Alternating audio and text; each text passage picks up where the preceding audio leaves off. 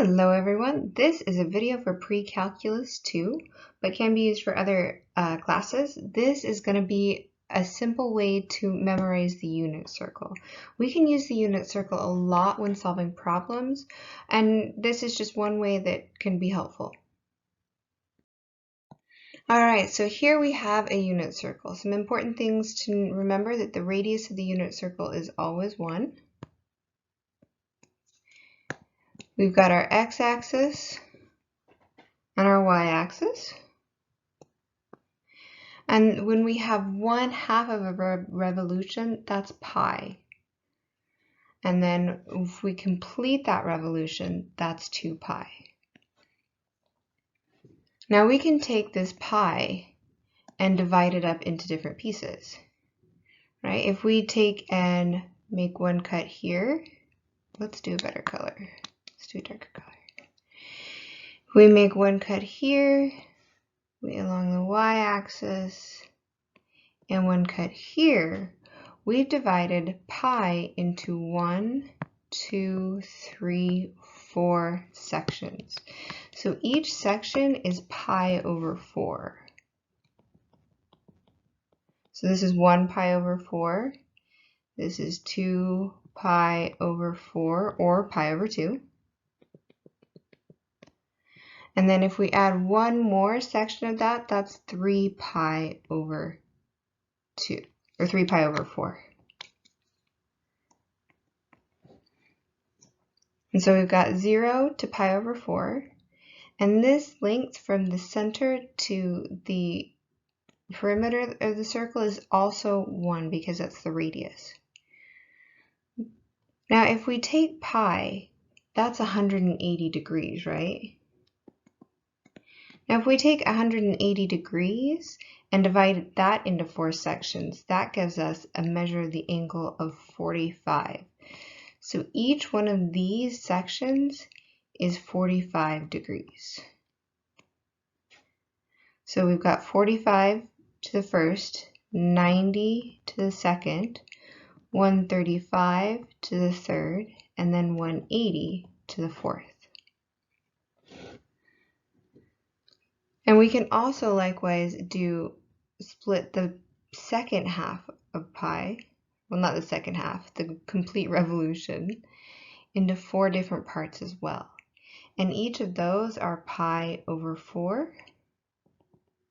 So if we've got 1 pi over 4, starting at the beginning, we start at 1, then pi over 2, 3 pi over 4.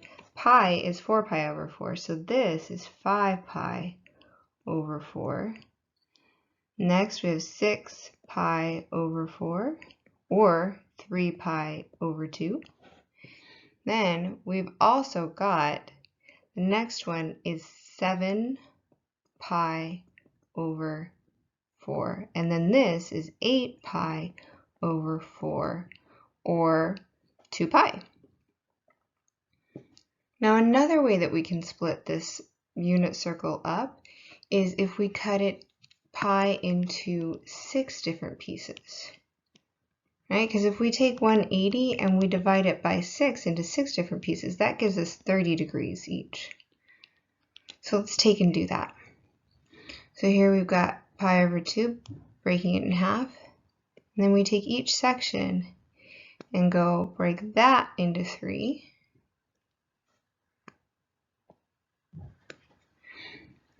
We start off with 0, and then this is pi over 6,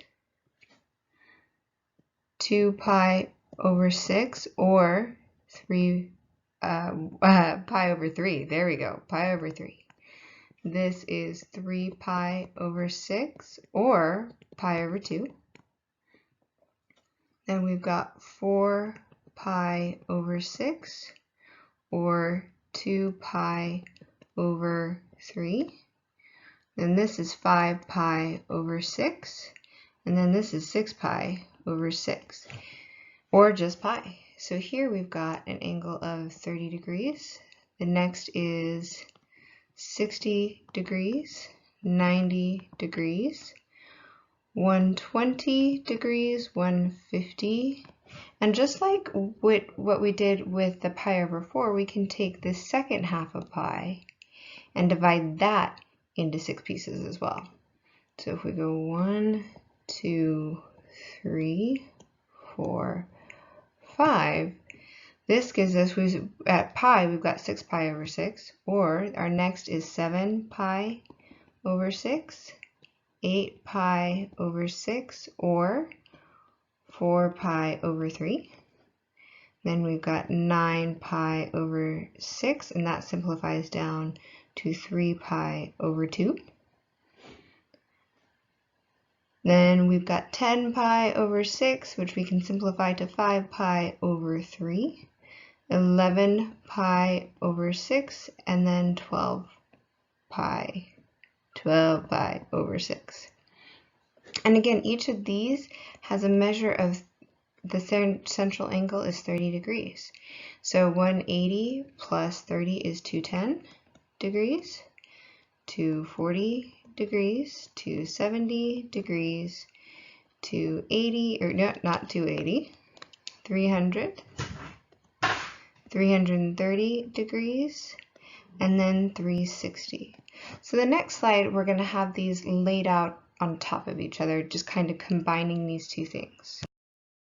All right, now I promise that memorizing the unit circle is as simple as A, B, C, and 1, 2, 3. So let's get going.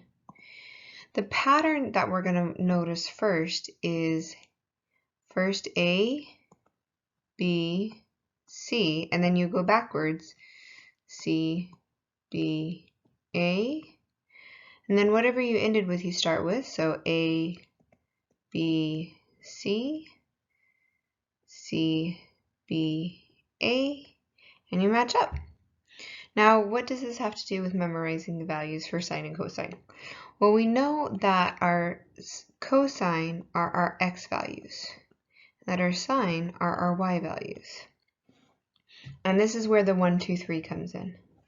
So to memorize your values for the unit circle, everything has a denominator of 2.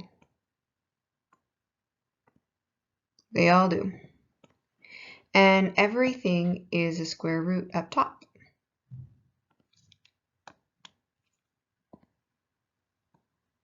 So go ahead and put that square root in for every numerator. And then you're going to count 3, 2, 1, 1, 2, 3. So it starts with 3, 2, 1. But the square root of 1 is just 1, so we write 1. And then you count backwards, 3, 2, 1. And again, the square root of 1 is 1. So we just write 1. And these are the values that you need to know.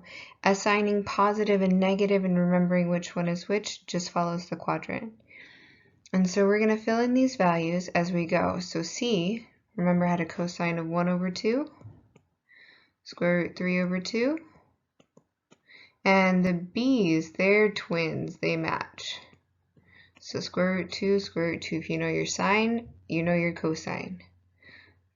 And then for your A's, it's square root 3 over 2, comma 1 over 2. And we're going to do our A's again. So square root 3 over 2, 1 over 2, square root 2 over 2, square root 2 over 2, and then it's 1, square root 2, or not square root 2, just 2 down there. Whew. And then square root 3 over 2. Then our C's again, we get 1 over 2, square root 3 over 2. And this is just the pattern that you follow to fill it out. And then we're going to see, okay, what's positive and what's negative. Our last one is square root 3 over 2, 1 over 2. So in quadrant 1, both the sine and cosine are positive.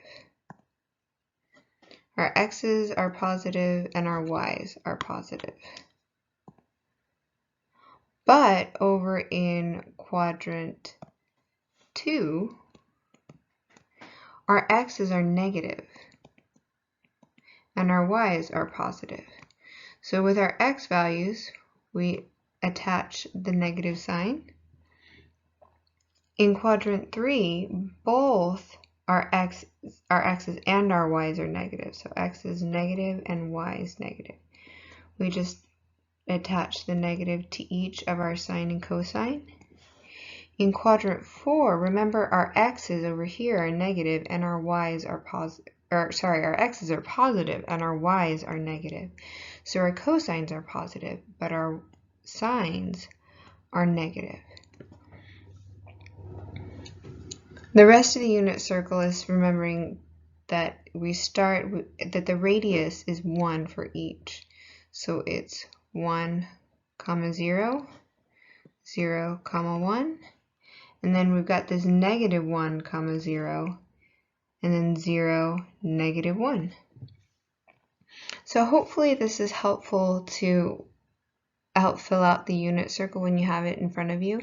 And as long as you remember your ABC and 1, 2, 3, and remember you start with 3, 2, 1, and then 3, 2, 1. Start with your cosines for 3, 2, 1, and then again 3, 2, 1 for your sines. Square root everything on top, but the square root of 1 is 1. Everything is over 2. So hopefully this helps to kind of make memorizing the unit circle a little easier, because if we really have to memorize just a few pieces of information, we can start to kind of free up space to understand why these match and what's going on, because with each of these, it's because of the movement of a triangle. And we'll get into more of that later. Have fun and good luck!